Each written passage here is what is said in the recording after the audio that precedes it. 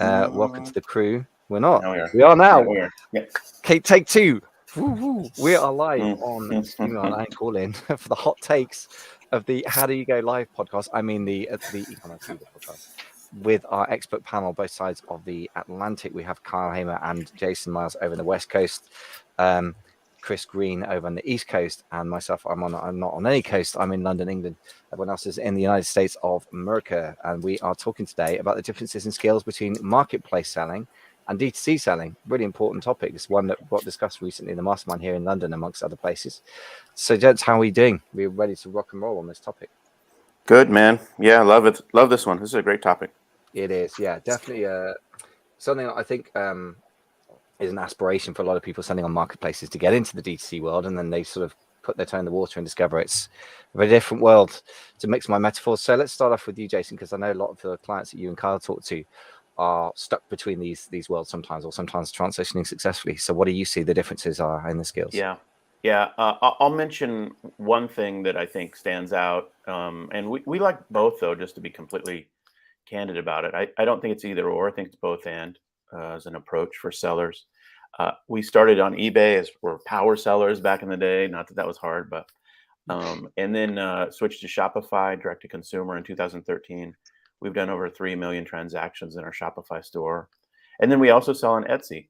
And I think I just looked. We've had like 52,000 transactions in total on our Etsy store. So we like both. But one difference between the two that I would say is your willingness to execute live in front of an audience is a requirement in a direct-to-consumer Shopify site in particular, and the willingness to actually aggressively focus on presentation, sliders, photography, all of the images and video content related to consumer engagement are front and center on direct-to-consumer, much more so than on marketplaces. And I think the willingness to execute, and that some people can have a challenge in doing that. Kyle and I work with clients that literally just can't get their homepage slider changed weekly, or can't get product photography done systematically for new products on their Shopify site. Though, and sometimes those are just style challenges where they're not driven to do that. They don't see an urgency in it, and other times they don't have the technical skills. But I think that stands out as a requirement if you're going to be a kitchen table entrepreneur on a direct-to-consumer Shopify site, is you've got to be able to pull the trigger on your site visuals effectively and often. And I think that's probably the main difference in my view, because that's not really a requirement in a marketplace. You have to have product photography, but you don't have to have overall site presentation strategies and that kind of thing. So I think that's probably the first thing that stands out to me, sort of the most. Yeah, that makes a lot of sense. I mean, what it makes you realize is that a lot of the work that Amazon or anyone else, but particularly Amazon does, they make a lot of decisions up front for you, rather like the difference between a Mac and a sort of PC world, right? And the Mac is ready-made decisions. You may like that, you may not, but they've put a lot of effort and research into them. And then you're suddenly out on your own in the DTC world. Absolutely. So Kyle, you obviously work alongside Jason a lot of the time with people transitioning from Amazon to DTC, transitioning from or adding to rather than from to, maybe is both and. Sure. Tell me what things you see there that people from the Amazon world struggle with in the DTC sort of new skill set. I think one of the key fundamental differences is that on a marketplace, you really are product focused, and which is good. You need to be, right? Because you're essentially trying to figure out if you have good product market fit. As soon as you switch to a direct consumer platform like Shopify, you have to become very audience focused. It's not just about the product, because previously you could just, if you had a great product and you did your research properly, you put your product up on the marketplace, it competes potentially with the other products that are on that marketplace, and you can get some sales and some win because all the buyers are coming directly there to buy. So I think it's really incumbent upon the D2C marketer to understand their audience more effectively and really be able to market across the entire life cycle, right? The customer buying journey becomes much more important on your direct consumer site. Like you need to not only just try to win the buy box like you would on Amazon, right? And get the sale, but you have to be speaking to them through your content, through your, to Jason's point, to your visual presentation on your site, to further back in the funnel, right? To get people's attention about your brand and brand awareness. That you don't have to do, at least you haven't had to do historically. I think you're having to do more of that now on Amazon and some of these marketplaces that are becoming more competitive. But you could essentially focus directly on the sale. You didn't really care who was buying your product. You just wanted people to buy it. And I think as you switch to direct consumer and like Shopify, you start to care definitely about who they are, where they're at, and how cheaply you can get them to your site and get them to convert. Yeah, all good stuff. So yeah, interesting about the focus, I suppose, implies a skill set focus as well, isn't it? I guess it's just broader on DC. And to your point, as Jason has said to me in the past in a way, that starting with the product focus and then on the marketplace is not the worst place to start. Let's put it that way. It's not for everybody, but it's not a bad start. Chris, obviously you're kind of Mr. Amazon. I don't know if you really would classify yourself as a DTC seller as well, or where are you with this stuff? I got a lot to say on this one, so I hope I can compact it enough, because I've done this long enough and I've done it with enough people and I've done it at enough different levels, different like experience levels, that I think I have a pretty good idea. And also based on my own experience as someone who kind of came to eBay kind of by accident to like, oh, this is cool, I can do this. And like, oh, Amazon's here, let me play around with that. Not really knowing what I was doing and like kind of learning as you go. And then when you can look back, you can be like, oh, I see what worked. I see what didn't work. I see where I messed up. I see where I didn't have enough information. I see where I made incorrect assumptions about what was actually working. And it becomes very clear in hindsight, especially the differences between marketplaces and direct to consumer. And as someone who teaches a lot of newbies, a lot of people getting started, a lot of times people get started doing arbitrage, retail arbitrage, online arbitrage. They're selling other people's products, and they're also doing that on a marketplace. And they don't really understand the dynamics that really go into that. You're selling other people's products, right? So like there's demand created for you. There's people who want the products without you doing anything. And then the marketplace, the big thing that they're bringing to the table in the transaction that people don't often realize, at least at the beginning, is the trust factor. People are buying from Amazon because they trust Amazon. They buy from eBay because they trust eBay. And eBay and Amazon have spent decades and billions of dollars establishing that trust so that customers will come and spend money and buy products from their website. So when you sell other people's products on a marketplace and they sell, and you're like, this is easy. Like, why isn't everybody doing this? It's like the easiest thing that I've ever seen. And then it's like, okay, yeah, it's easy, but it doesn't have like the actual value on the back end. You're not actually building a business of repeat customers and a customer base that you can go back to and selling your own product that you control, and you have just agency over the entire process. That's a very different skill set. It's a very different game. It's a much more valuable game long term to play, but you can certainly play the easy game as long as you want. You can flip other people's products on other people's marketplaces as long as you want. But remember, if you can't get those products anymore, or if Amazon or eBay puts in new rules, so say you can't do this, or you're going to limit, as much as you can do this, you're at their mercy. It's like you're like, but the sharecropping, like you're farming other people's land, like Facebook and social media, all of these different things. I just think people need to understand where they are in the entire process, so they don't wake up one day and be like, oh, I didn't realize that Amazon could terminate me for no reason, even though I broke a rule by accident. Well, yeah, they could, which is why you might want to invest some time in direct to consumer, your own website, Shopify, building your own email list, building things that you actually control. It's better, it's more valuable, but it's also harder, which is why fewer people do it. But it's a different skill set that anybody can learn.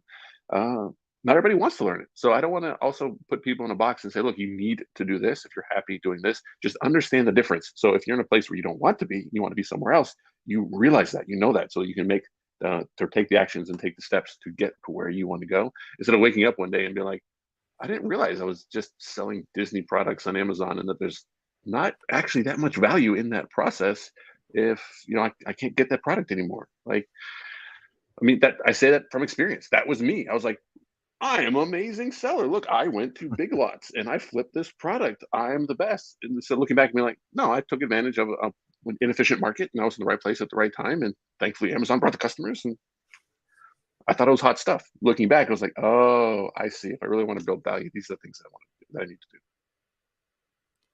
Yeah, very interesting. I think there's a few themes out of that, so I'm sort of piggyback on what everyone else has been saying, I think. And just one other thing that strikes me, first of all, sharecropping, farming on other people's land, is a very, very important point, and one reason why a lot of people do D2C marketing. And I think it's both very valid, and I would just add a little caution to that. I mean, yes, if you own the site, I guess you kind of own the domain, and you have a relationship with the people who do the hosting, and I guess you could shift over if they for some reason banned you. It's very unusual. But I guess that one thing that strikes me is you're always on somebody else's platform to some degree, because where are you going to get your traffic from? Google? Well, that's somebody else's platform. Facebook? Well, that's somebody else's platform. Pinterest? Well, that's somebody else's platform. So particularly when it comes to the traffic side, I guess we're all vulnerable. But what a D2C does give you is, I suppose, the ability to control the actual site experience and to directly contact your customers, which is the main frustration as an Amazon seller, I think. So the difference in skill set that strikes me from conversations with pretty intelligent and successful, sometimes multi-generation business owners in the mastermind, is that they try to treat D2C kind of as a bit of an extra add-on to Amazon, as opposed to seeing that as, for my money, the equation you're solving for is different. The cost of acquiring a customer is so much bigger, potentially off Amazon, that it comes down to the cost of acquiring a customer versus the long-term customer value, which, to your point, Kyle, is a completely different game, because it means you've got to try and gain loyalty and keep selling multiple products to the same person, as opposed to sell one product to lots of different people once and then move on to the next person, which is the kind of Amazon game, I think. So that's my take on it. Any responses to that or new thoughts? Yeah, I mean, I totally agree. I think what you guys have all sussed out is sort of You're muted. sorry, gents. Sorry. Yeah, I totally agree. I think one thing you've sort of sussed out together is the fact that the traffic strategies for direct to consumer are just more comprehensive. Um, you can do, advertising on all of the big marketplaces now, and getting really good at that is vital if you're a marketplace seller. But more comprehensively, traffic strategies are important if you have a direct to consumer site. I would just say that, one of the primary questions every entrepreneur has to answer is, where can I actually sell my product effectively? And it's certainly true that some products just don't do well on their own direct to consumer standalone site. Kyle and I worked with a lot of people, and some brands are easily ported into Shopify off of the other marketplaces, and it's like boom, it blossoms. It's on Shopify, and then it just takes off. Other people have a product that just frankly isn't generally sold on a website by itself, and it's most commonly found in a marketplace, almost like how a product would most commonly be found in a grocery store. And that's a big thing to think through as a seller. Where is your product best suited to be sold? And there's a lot of pain involved in trying to make a direct to consumer website work when it just won't, or when the customer's mind is not to find you on your own website. And we've seen people go through that cycle. And as business coaches, it can be really frustrating, because they've had the presupposition that they can sell direct to consumer on their own website. And then through the brutal pain of experience over 6 months, 12 months, a year and a half, they realize, oh, yeah, actually people just want to put this in their shopping cart when they buy 4 other things on Amazon, and I'm best positioned alongside other generalized products or category products on Amazon. And that's a hard lesson to learn. And sometimes up front, sometimes you don't. Sometimes you think it won't work and it does. Sometimes you think it won't work, and or whatever, vice versa. You get my point.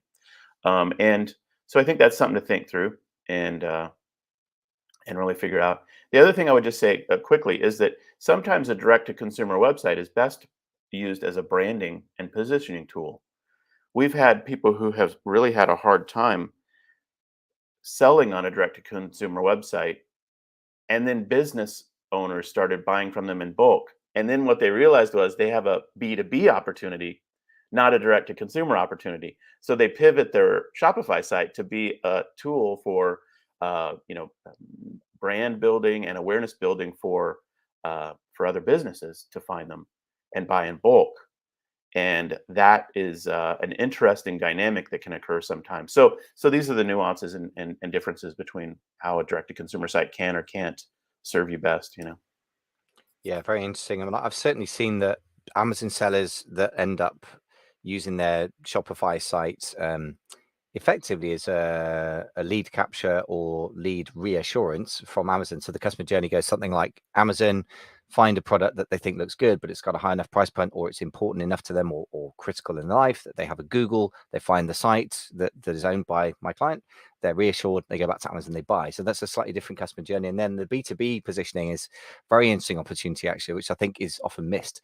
Partly, as you say, because of the name. D2C implies that you should have your blinkers on, only be selling to end users. I mean, it can be very lucrative to sell to business, where one of my clients has really got that dialed in, I think.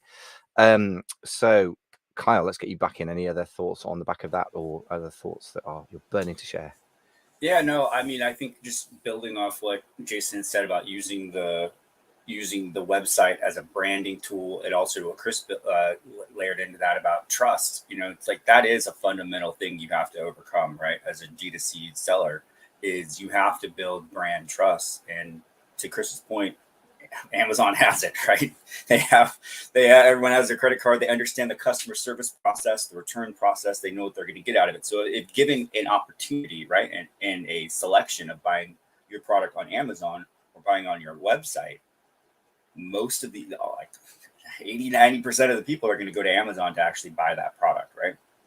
So I think it's really clear. You have to have a distinct reason for your Shopify store or your direct-to-consumer website to exist that's outside of just selling the product. And I think that was another big mistake that we've seen with clients, is they're just like, just put the product up on my site, drive some traffic to it, and now I'm making it's like it's going to be the same as Amazon. But it's not, because there's no reason for the consumer to go to that site unless you give them a reason. And there's a lot of creative ways you can do that. I mean, there's VIP programs and membership programs and digital products that you could attach and sell to it. So there's a lot of value that you can add to your brand on these direct consumer sites that you can't do on Amazon. But you have to be there and doing that intentionally. And that's where some people sort of don't hit that next step. They don't make it to that next level in their thinking around it. Yeah, it's a great point. I mean, a direct-to-consumer site is not just a way of buying things anymore, is it? It's just not about the mechanics, I guess, is what you're saying. So, Chris, more thoughts? Kyle, I love what you just said about reasons. And I think people forget that, and it goes back to like the arbitrage days of the selling on Amazon. Like, what's the reason people are buying this from you? It's like, oh, it's available on Amazon. I can't get it locally, whatever it might be. And people aren't kind of analyzing those reasons to say, okay, what reasons can I use to get people to buy from my own site? I think that's where people need to get creative. I think that's where people need to maybe hire an agency or a consultant to be like, hey, this is what we want to do. What do you think we can add? Like, oh, we can add digital products and a membership area and VIP and coupon and repeat customers, all these different things. And I think people also need to kind of reverse it a little bit and remember that if you're trying to build trust, Amazon already has that. eBay already has that. But part of that trust is the buying process. Just like Kyle said, they understand the checkout, they understand the returns. And there's something that people, I can't believe people overlook this as often as they do, but it's Amazon Prime. Amazon Prime gives the free shipping, the fast shipping. People know it's going to come quickly. Around here, I get stuff like the next morning, like before the sun's even up. They're delivering packages at my door. I like that. I want that. And if I go to another site and I don't see that, I'm like, you know what? I might actually pay more from Amazon. And that's why it's important to listen to shows like this and keep up to date with the things that are going on, because Amazon knows this. And Amazon has a new program. I don't even know if you guys have heard of it. It's called Buy with Prime. And you can apply to be in the part of this program, buywithprime.amazon.com.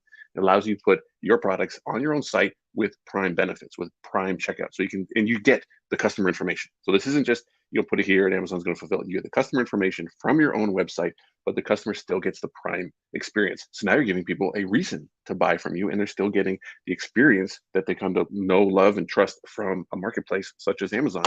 And this stuff is changing so fast. So you have to keep up with this stuff. It's exciting and it's fun. And the people who do are going to see a lot of benefits, but it's complicated. It's a lot more complicated than buying Disney products from Walmart and selling them on Amazon through FBA.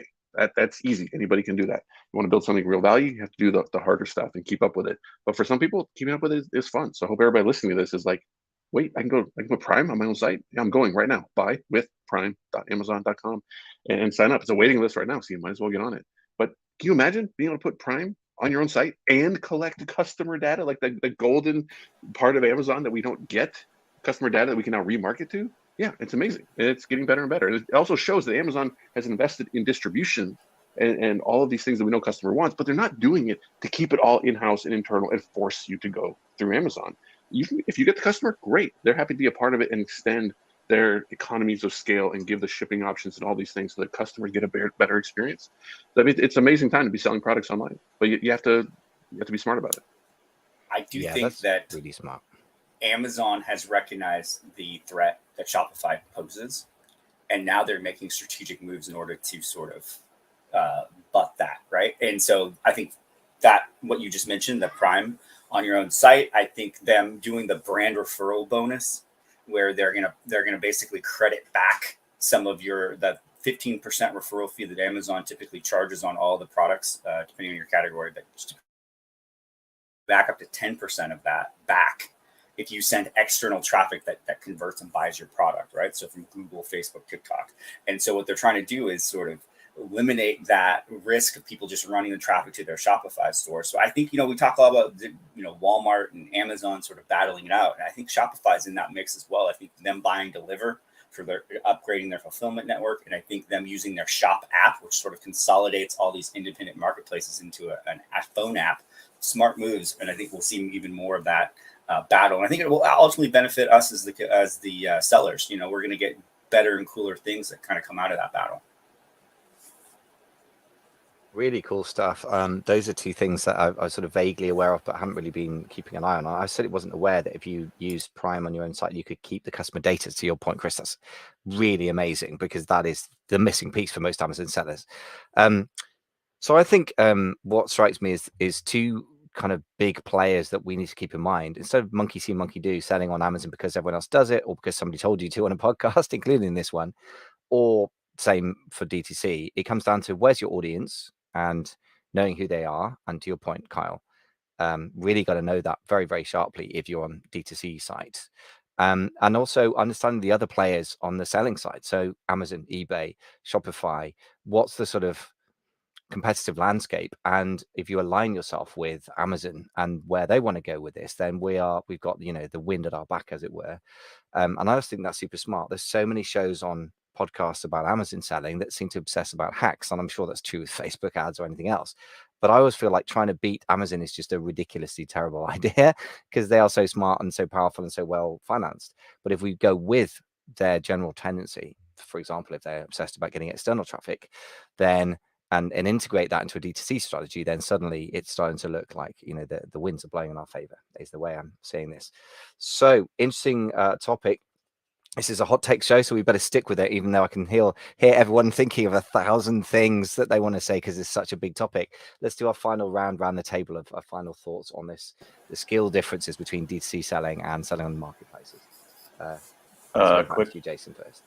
Yeah, it's a beautiful time to be in both.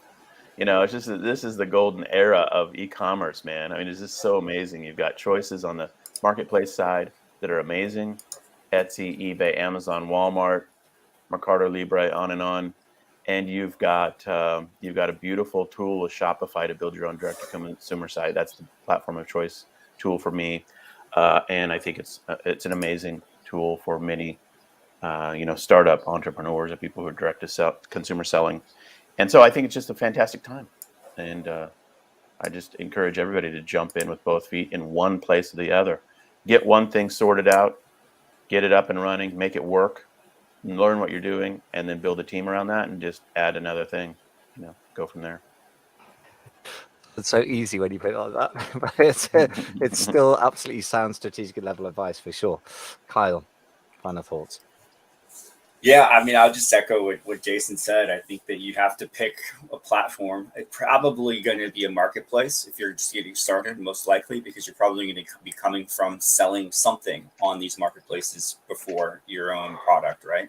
And, you're kind of maybe experienced as a reseller on eBay or Etsy or Amazon, and you want to build your own brand, kind of build your own product development. So it makes a lot of sense for you to sort of move into a marketplace to do that product market fit, where you're testing to see where it goes.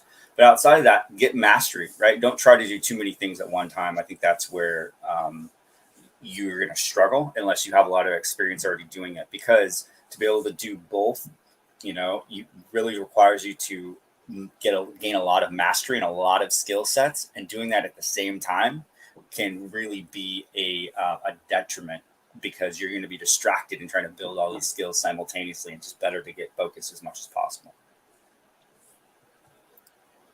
Here. Yeah, focus is number one skill really for so much stuff, isn't it? Chris. Just adding on to what Kyle's saying, focusing and having an overall strategy, which includes understanding where you are and where you want to go and how long it's going to take to get there. And some people just want to hop on and do some quick flips and make some extra bucks. And some people want to like, hey, I actually want to be still doing this in like 7 to 10 years. And this is where I want to be. Because if you don't know where you are on the map, doesn't matter which way you go, you're not going to get where you want to go. And I've just seen a lot of people get started because they see this quick buck, they see this arbitrage, and I'm probably guilty of promoting so much of it that way, which you can certainly hop in and make some money on marketplaces. But if you decide you want to stick around and build something real with direct to consumer and building your own email list, that's a different skill set that honestly takes time to not only learn but also develop and execute. It's not impossible, and for a lot of people it ends up being fun, but having an overall strategy from the beginning will help you. It'll prevent you from wasting a lot of time at the beginning. Yeah, really, there's lots of great comments from everyone. Just to add my 2 cents, I guess, to your point, Carl, having a solid reason for your audience to buy off your site, so the front end / marketing side is really critical. And I think that's just generally true for all brands selling anywhere, right? But you can get away with it to a degree on Amazon, or you have been able to. I think that's probably going away, as you hinted. But I think in your D2C site, absolutely critical. For me, the flip side of that on the financial side is make sure you're solving for the right equation. So getting a bunch of people to buy your stuff once works on Amazon because you've got conversion rates of 25, 30, 40%, and you have quotes free traffic. I mean, okay, there's a lot of Amazon ads in the mix, but it can kind of work financially. Whereas I think the cost of acquiring the customer versus the lifetime customer value, hint being lifetime, not like first of all, is the one you got to solve for. And final point, to Jason's point, again, just to echo and underline that, don't miss the B2B opportunities. Don't be purist. If you're selling what you think is direct to consumer and you get one sale a month to somebody's granny or something and it's no use to you, and then you get the odd sale to somebody who buys 100 units in one go, well, double down on that. There's a lot of money to be made in that. And I think one of my clients is probably making the majority of his profit from that, even though he didn't start off with that intention. So if it comes across your plate, it's a valuable thing. So final summary is to say thank you so much for listening. If you're on the Call-In app, if you haven't called us on Call-In, do come and check it out. It's only available, as far as I know, on iPhone at the moment. I'm sure they'll do a Android version, etc., Windows Phone as it comes to it. But also you can catch us on all the podcast channels, including Apple Podcasts, Spotify, etc. We're trending upwards nicely on most of those, so do come and join the party. And if you get a chance to leave us a rating out of 5 stars on Apple or Spotify podcast now, that would be amazing. Final thing is to say thanks to my lovely colleagues over in the States. Always enjoy our chats, gents. Absolute pleasure. Jason Miles, Kai Hamer, Chris Green. This has been Michael Veazey for the E-Commerce Leaders Show. Thanks for listening. Bye. See you, buddy.